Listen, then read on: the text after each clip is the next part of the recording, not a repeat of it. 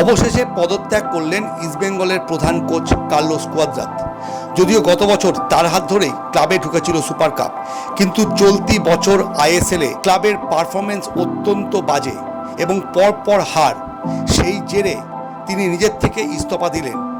Club কর্তৃপক্ষ জানিয়েছে আপাতত সহকারী কোচ বিনো জর্জ সামলাবেন কোচের দায়িত্ব, তবে নতুন কে কোচ হবেন ক্লাব তা খুঁজতে শুরু করে দিয়েছে। এই অবস্থায় পরের ম্যাচে কিভাবে ঘুরে দাঁড়ায় লাল হলুদ বাহিনী, সেটাই এখন দেখার। Bureau report, Bharat.